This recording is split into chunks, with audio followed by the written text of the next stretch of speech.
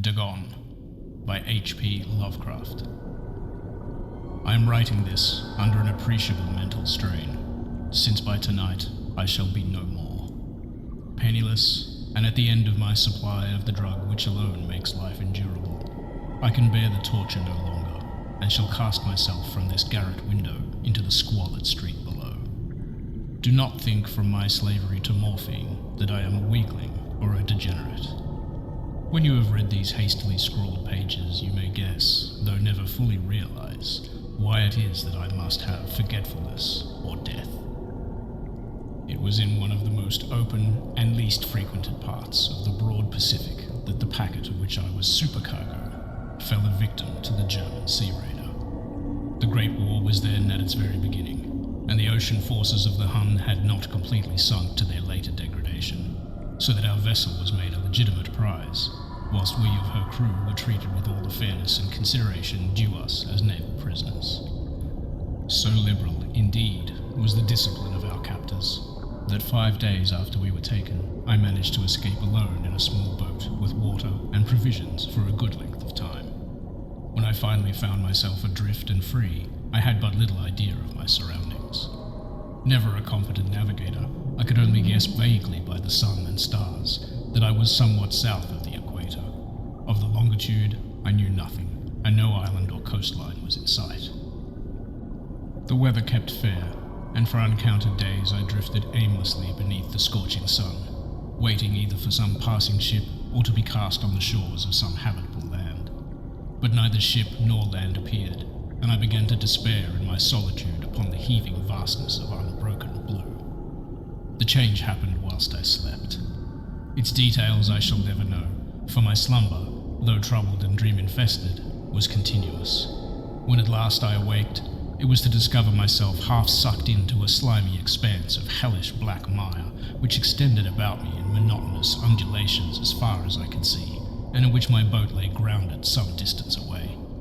Though one might well imagine that my first sensation would be of wonder at so prodigious and unexpected a transformation of scenery, I was in reality more horrified than astonished, for there was in the air and in the rotting soil a sinister quality which chilled me to the very core. The region was putrid with the carcasses of decaying fish, and of other less describable things which I saw protruding from the nasty mud of the unending plain. Perhaps I should not hope to convey in mere words the unutterable hideousness that can dwell in absolute silence and barren immensity. There was nothing within hearing, and nothing in sight save a vast reach of black slime, yet the very completeness of the stillness and the homogeneity of the landscape oppressed me with a nauseating fear. The sun was blazing down from a sky which seemed to me almost black in its cloudless cruelty, as though reflecting the inky marsh beneath my feet. As I crawled into the stranded boat, I realized that only one theory could explain my position. Through some unprecedented volcanic upheaval, a portion of the ocean floor must have been thrown to the surface, exposing regions for which innumerable millions of years had lain hidden under the unfathomable watery depths. So great was the extent of the new land which had risen beneath me that I could not detect the faintest noise of the surging ocean, strain my ears as I might, nor were there any seafowl to prey upon the dead things. For several hours I sat thinking or brooding in the boat, which lay upon its side and afforded a slight shade as the sun moved across the heavens. As the day progressed, the ground lost some of its stickiness, and seemed likely to dry sufficiently for travelling purposes in a short time. That night I slept but little, and the next day I made for myself a pack containing food and water, preparatory to an overland journey in search of the vanished sea and possible rescue. On the third morning I found the soil dry enough to walk upon with ease. The odour of the fish was maddening, but I was too much concerned with graver things to mind so slight an evil, and set out boldly for an unknown goal. All day I forged steadily westward, guided by a faraway hummock which rose higher than any elevation on the rolling desert. That night I encamped, and on the following day still travelled toward the hummock, though the object seemed scarcely nearer than when I had first espied it. By the fourth evening I had attained the base of the mound, which turned out to be much higher than it had appeared from a distance, an intervening valley setting it out in sharper relief from the general surface. Too weary to ascend, I slept in the shadow of the hill. I know not why my dreams were so wild that night, but ere the waning and fantastically gibbous moon had risen far above the eastern plain, I was awake in a cold perspiration, determined to sleep no more. Such visions as I had experienced were too much for me to endure again, and in the glow of the moon I saw how unwise I had been to travel by day. Without the glare of the parching sun, my journey would have cost me less energy. Indeed, I now felt quite able to perform the ascent which had deterred me at sunset. Picking up my pack, I started for the crest of the eminence. I have said that the unbroken monotony of the rolling plain was a source of vague horror to me, but I think my horror was greater when I gained the summit of the mound and looked down the other side into an immeasurable pit or canyon, whose black recesses the moon had not yet soared high enough to illumine. I felt myself on the edge of the world, peering over the rim into a fathomless chaos of eternal night. Through my terror ran curious reminiscences of Paradise Lost and of Satan's hideous climb through the unfashioned realms of darkness. As soon as the moon climbed higher in the sky, I began to see that the slopes of the valley were not quite so perpendicular as I had imagined. Ledges and outcroppings of rock afforded fairly easily footholds for a descent, whilst after a drop of a few hundred feet, the declivity became more gradual. Urged on by an impulse which I cannot definitely analyze, I scrambled with difficulty down the rocks and stood on the gentler slope beneath, gazing into the Stygian deeps where no light had yet penetrated. All at once my attention was captured by a vast and singular object on the opposite slope, which rose steeply about 100 yards ahead of me, an object that gleamed whitely in the new bestowed rays of the ascending moon. That it was merely a gigantic piece of stone, I soon assured myself, but I was conscious of a distinct impression that its contour and position were not altogether the work of nature. A closer scrutiny filled me with sensations I cannot express, for despite its enormous magnitude and its position in an abyss which had yawned at the bottom of the sea since the world was young, I perceived beyond a doubt that the strange object was a well-shaped monolith whose massive bulk had known the workmanship and perhaps the worship of living and thinking creatures. Dazed and frightened, yet not without a certain thrill of the scientist's or archaeologist's delight, I examined my surroundings more closely. The moon, now near the zenith, shone weirdly and vividly above the towering steeps that hemmed in the chasm, and revealed the fact that a far-flung body of water flowed at the bottom, winding out of sight in both directions and almost lapping my feet as I stood on the slope. Across the chasm, the wavelets washed the base of the Cyclopean monolith, on whose surface I could now trace both inscriptions and crude sculptures.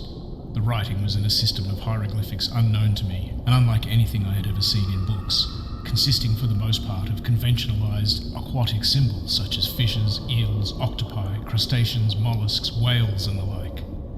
Several characters obviously represented marine things which are unknown to the modern world, but whose decomposing forms I had observed on the ocean-risen plain. It was the pictorial carving, however, that did the most to hold me spellbound. Plainly visible across the intervening water, on account of their enormous size, were an array of bas-reliefs whose subjects would have excited the envy of a Doré. I think that these things were supposed to depict men, at least a certain sort of men, though the creatures were shewn disporting like fishes in the waters of some marine grotto, or paying homage to some monolithic shrine which appeared to be under the waves as well. Of their faces and forms I dare not speak in detail, for the mere remembrance makes me grow faint. Grotesque beyond the imagination of a Poe or a Bulwer, these were damnably human in general outline despite webbed hands and feet, shockingly wide and flabby lips, glassy, bulging eyes, and other features less pleasant to recall. Curiously enough, they seemed to have been chiseled badly out of proportion with their scenic background, for one of the creatures was shewn in the act of killing a whale, represented as but little larger than himself. I remarked, as I say, their grotesqueness and strange size, but in a moment decided that they were merely the imaginary gods of some primitive fishing or seafaring tribe, some tribe whose last descendant had perished eras before the first ancestor of the Piltdown or Neanderthal man was born. Awestruck at this unexpected glimpse into a past beyond the conception of the most daring anthropologist, I stood musing whilst the moon cast queer reflections on the silent channel before me. Then suddenly I saw it. With only a slight churning to mark its rise to the surface, the thing slid into view above the dark waters. Vast, Polyphemus-like and loathsome, it darted like a stupendous monster of nightmares to the monolith, a about which it flung its gigantic scaly arms, the while it bowed its hideous head and gave vent to certain measured sounds. I think I went mad then. Of my frantic ascent of the slope and cliff, and of my delirious journey back to the stranded boat, I remember little. I believe I sang a great deal, and laughed oddly when I was unable to sing. I have indistinct recollections of a great storm some time after I reached the boat. At any rate, I know that I heard peals of thunder and other tones which nature utters only in her wildest moods. When I came out of the shadows, I was in a San Francisco hospital, brought thither by the captain of the American ship which had picked up my boat in mid-ocean. In my delirium I had said much, but found that my words had been given scant attention. Of any land upheaval in the Pacific, my rescuers knew nothing, nor did I deem it necessary to insist upon a thing which I knew they could not believe.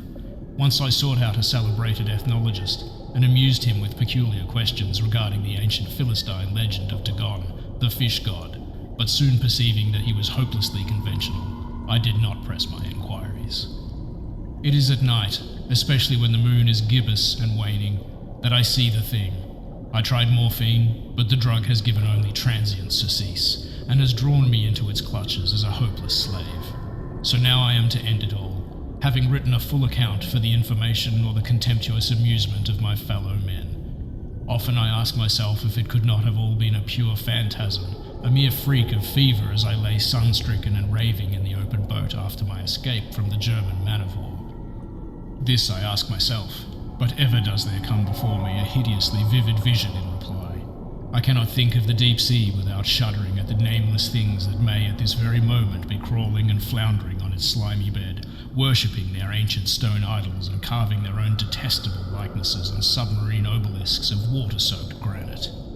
I dream of a day when they may rise above the billows to drag down in their reeking talons the remnants of puny, war-exhausted mankind, of a day when the land shall sink and the dark ocean floor shall ascend amidst universal pandemonium. The end is near. I hear a noise at the door, as of some immense, slippery body lumbering against it. It shall not find me. God, that hand! The window! The window!